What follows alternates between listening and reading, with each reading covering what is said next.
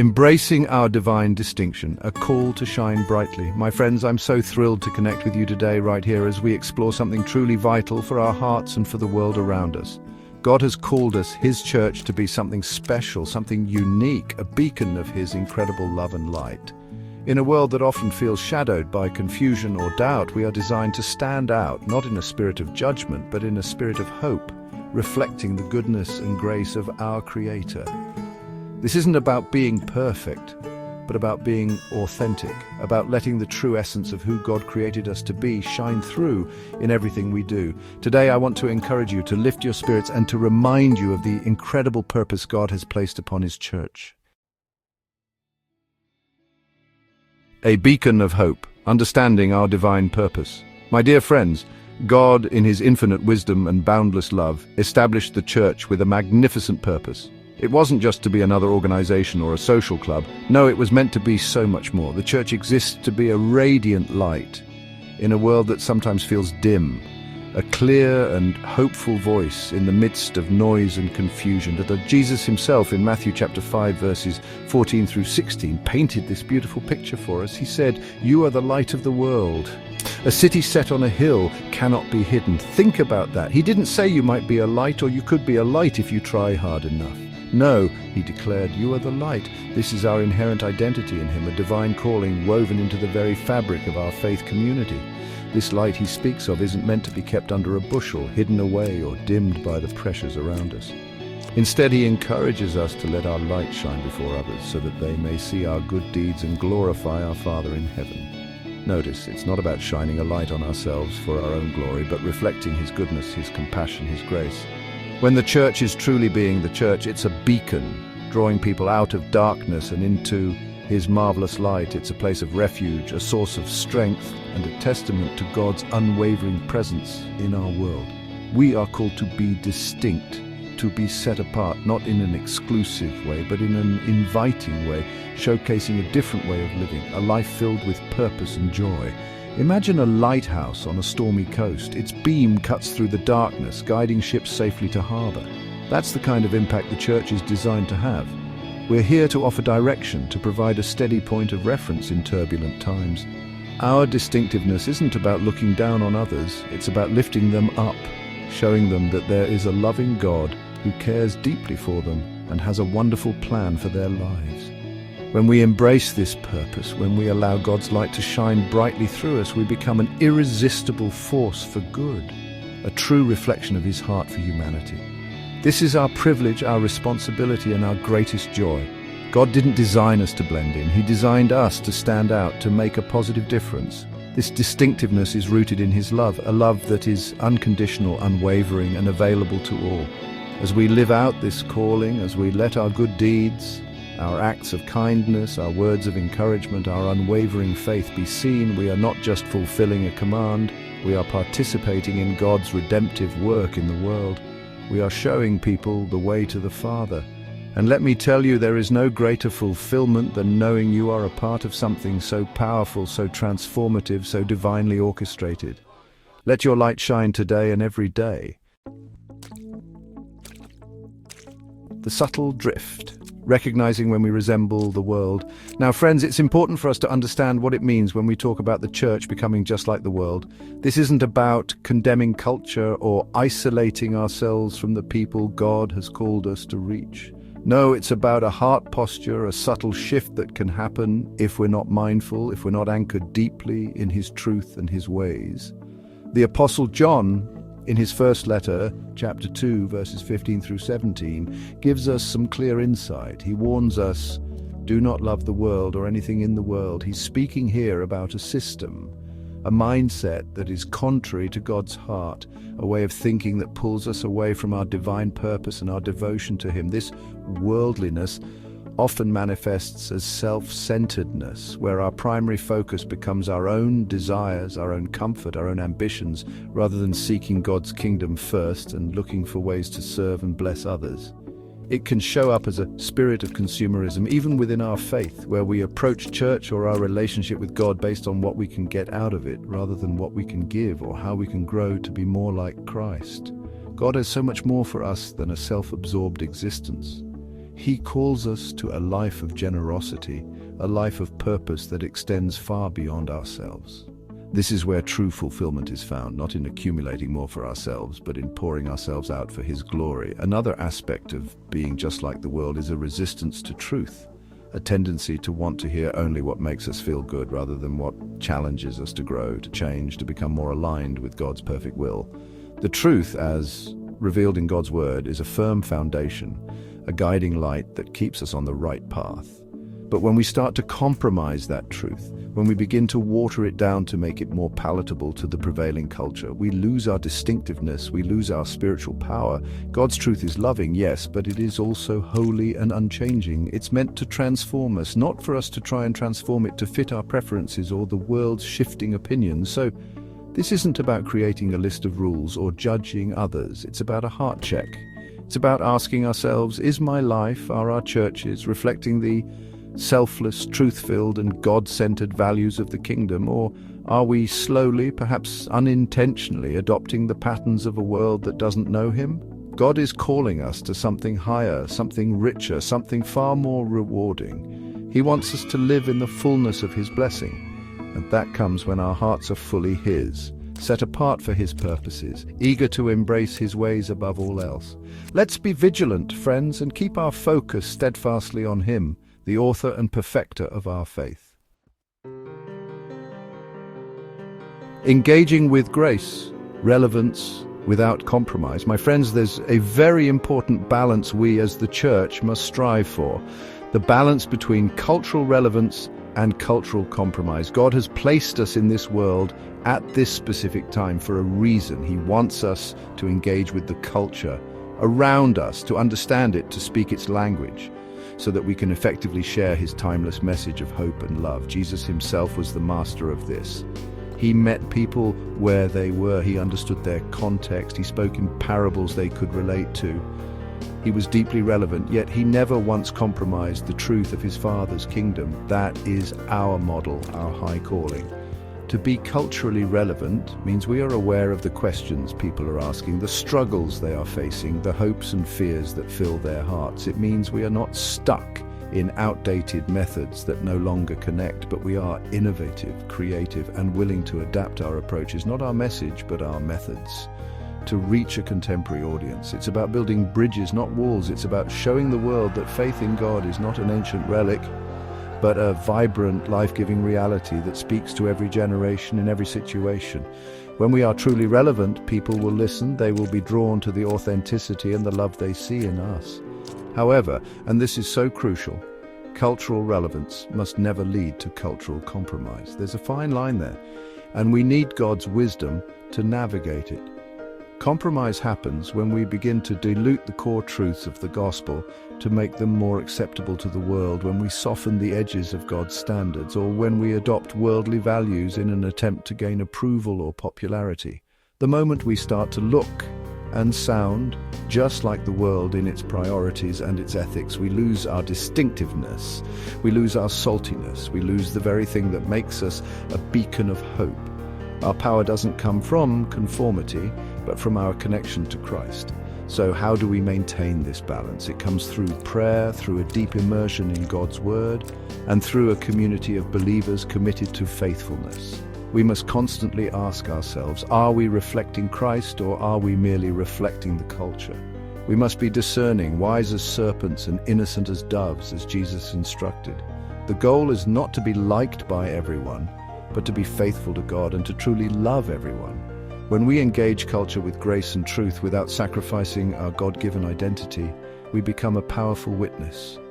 We show the world that it's possible to live in it but not be of it, shining brightly with the love and truth of Jesus Christ. Friends, there's so much wisdom we can gain by looking back at the journey of the church through the ages. Church history is not just a collection of dates and events. It's a rich tapestry filled with powerful lessons, with stories of incredible faith and, yes, with warnings about the times when the church may have lost its way or its distinctiveness. One significant pattern is what often happened when the church, after enduring persecution, found itself embraced by the prevailing culture. This may sound like a victory, but it also brought new and subtle challenges. When Christianity became socially acceptable, the lines between the church and the world sometimes began to blur. The pressure to conform, to adopt worldly standards and practices grew stronger. This led to a gradual erosion of that unique set-apart quality that Jesus spoke about. When the church starts to look too much like the surrounding culture, it risks losing its prophetic voice and spiritual vitality. The salt can begin to lose its saltiness, and the light can become dimmed by worldly influence. History shows us that when the church's distinctiveness is compromised, its spiritual power tends to wane. The call to holiness can get overshadowed by a desire for comfort or influence in worldly terms. These are age-old temptations that every generation of believers must navigate with wisdom and reliance on the Holy Spirit. But the wonderful thing about looking at history is that we can learn from it. We can see the pitfalls and be reminded of the enduring importance of staying true to our core identity in Christ. My friends, as we look around us today, we can see that the call for the church to maintain its distinctiveness, its Christ-like authenticity, is as relevant as ever. The pressures to conform, to blend in with the world's values and priorities are present in many forms, sometimes subtly and sometimes quite overtly. It's important for us to have our eyes open, not to be critical in a negative way, but to be discerning so we can guard the precious gift of faith and ensure the church shines as brightly as God intends. One example we might see is a consumer-driven mentality creeping into our church life. This is where the focus can shift from worship and service to what the church can offer me: the best programs, the most entertaining services, the most comfortable experience. While God wants us to be blessed and to enjoy fellowship, if our approach becomes primarily about consumption rather than contribution and transformation, we risk mirroring the world's consumer culture rather than Christ's call to discipleship and sacrifice. True spiritual growth happens when we are giving, serving, and being challenged to step out of our comfort zones for His sake. God is calling us to a higher standard, a standard of love, truth, and unwavering commitment to Him. Oh, my friends, when the church truly embraces its calling to be countercultural, to be distinct in its love, its values, and its devotion to Christ, something incredibly powerful and attractive happens. It becomes a beacon of hope that shines so brightly it cannot be ignored. In a world searching for meaning, a church that stands on the truth of God's word while extending His grace to all offers something the world desperately needs. This isn't about being odd or irrelevant.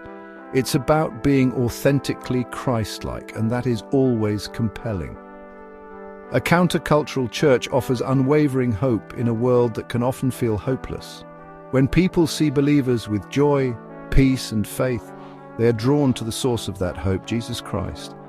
We offer truth in an age of confusion, a moral compass that points to God's unchanging standards. This is not a judgmental truth, but a liberating truth, one that sets people free to live in the fullness of God's design. A church set apart by its love offers genuine community and grace. In a society where loneliness is rampant, the church can be a place of radical acceptance and deep, authentic relationships.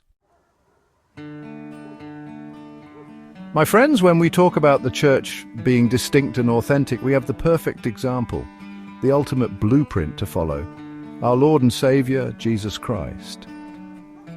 If you look at His life and ministry, you'll see that He was profoundly different. He didn't fit neatly into any of the existing molds of His time. He was different from the religious elite, who were often focused on outward observance and rigid traditions. Jesus challenged their hypocrisy, not out of malice, but out of a deep desire for them to experience true relationship with the Father.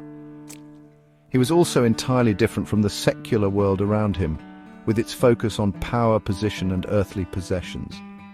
Jesus taught a radically different set of values: humility, service, forgiveness, and love for one's enemies. He showed that true greatness comes not from being served, but from serving others.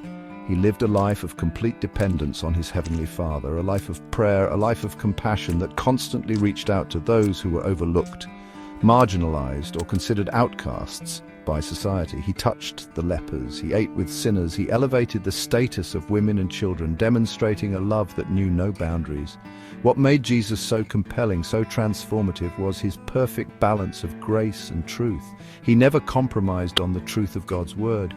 He spoke with authority about sin and righteousness and judgment, yet he did so with an overwhelming measure of grace and compassion. He offered forgiveness to the adulterous woman. He restored Peter after his denial. He welcomed Zacchaeus. He didn't condone sin, but he always loved the sinner, calling them to a higher life, a transformed life. This is the beautiful tension we as his church are called to embody, to stand firm for truth, yet to overflow with grace. Jesus' call was always a call to transformation. He didn't just want to make people feel better, he wanted to make them new.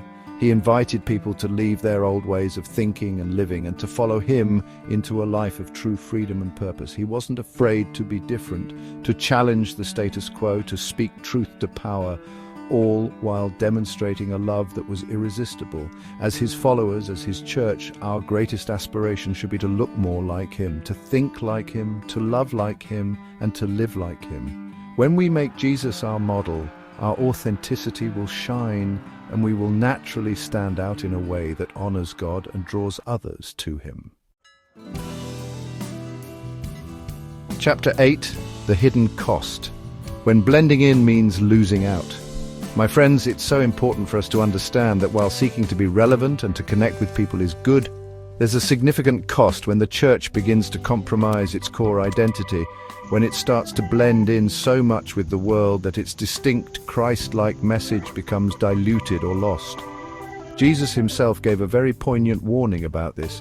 In Luke chapter 6 verse 26 he says, "Woe to you when everyone speaks well of you, for that is how their ancestors treated the false prophets." Now this doesn't mean we should go out of our way to be offensive or unlikable. Our call is to love and to win people with grace. But what Jesus is highlighting here is the danger of seeking worldly approval above all else.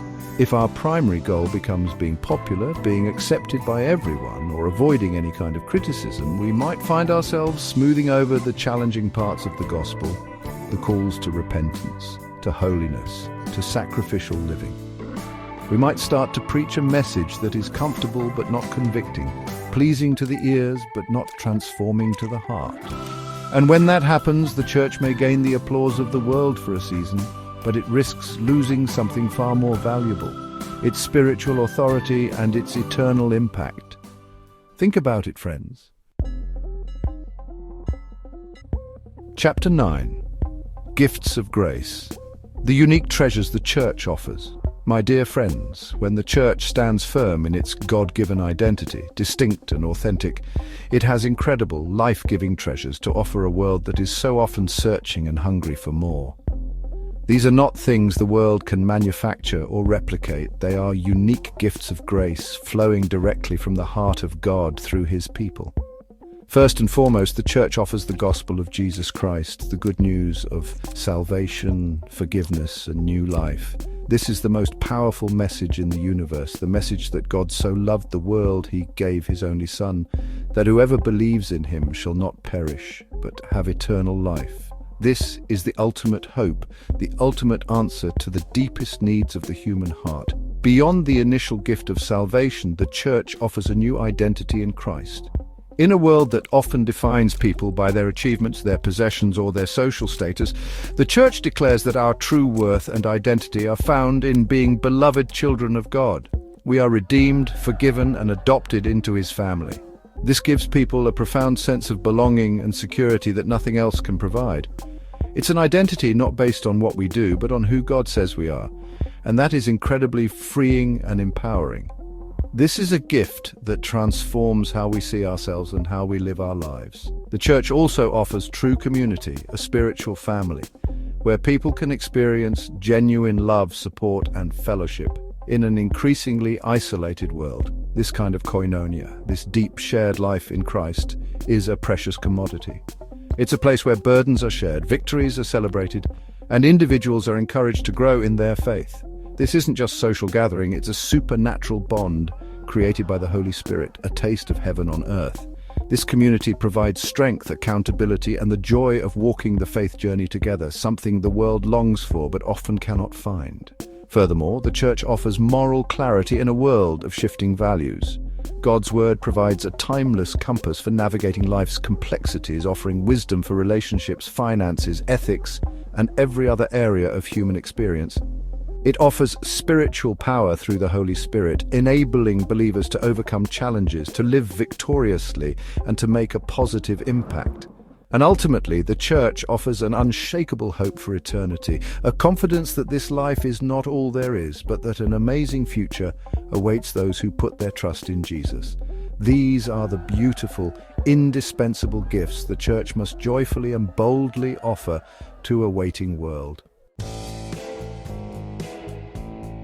Chapter 10, Our Shining Path Forward, a clarion call to courageous love. So, my wonderful friends, as we draw these thoughts together, what is our path forward? How do we ensure that the church stands out as that beacon of hope, that city on a hill that Jesus described?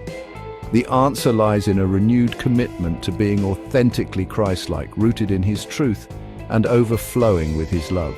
It's about an inward transformation that radiates outward in every aspect of our lives. God is calling us to something greater than just blending in. Our first commitment must be to truthfulness. This means courageously upholding the timeless truths of God's Word, even when they are unpopular. It means speaking the truth in love with grace and compassion, aiming for restoration and reconciliation. The world is tired of hypocrisy. It's longing for something real, something genuine. When the church is transparent about its own journey and reliance on God's grace, it becomes a credible witness to the power of the gospel. Secondly, our path forward must be paved with Christ-like love. This is the defining characteristic of a true follower of Jesus. It's a love that is unconditional, sacrificial, and extends to everyone. It's a love that serves, forgives, and seeks the highest good for others. When this kind of love permeates every ministry, it becomes an irresistible force that draws people to the heart of God. Love is the language that everyone understands, and it's the most powerful apologetic we have. Finally, the church must offer a clear, loving and courageous voice that points to a better way, God's way. This isn't about being loud or contentious, but about being clear in our convictions and confident in the hope we possess. It means being willing to stand for righteousness, to advocate for justice, and to be a prophetic voice that challenges the status quo when it conflicts with God's kingdom values. It's a call to be bold, not in our own strength, but in the power of the Holy Spirit. Friends, I truly believe that as we embrace this call to authenticity, to truthfulness, and to courageous love, the church will shine brighter than ever, fulfilling its divine mandate to be a light to the nations, bringing glory to our amazing God. Outro: embracing our divine call, let your light shine. My friends, what an incredible journey we've been on today, exploring the vital call for the church to stand out, to be that authentic, shining light God has destined us to be. It's not about being different for difference's sake, but about reflecting the unique, beautiful, and transformative character of Jesus Christ to a world that so desperately needs Him. Remember, you are chosen, you are called, you are equipped by God Himself to make a difference right where you are. Let your life, your words, and your love be a clear testimony to the goodness of God. God bless you, and thank you for joining me. Don't forget to follow us on social media for more inspiring content and to stay connected with our community. Share your light with the world.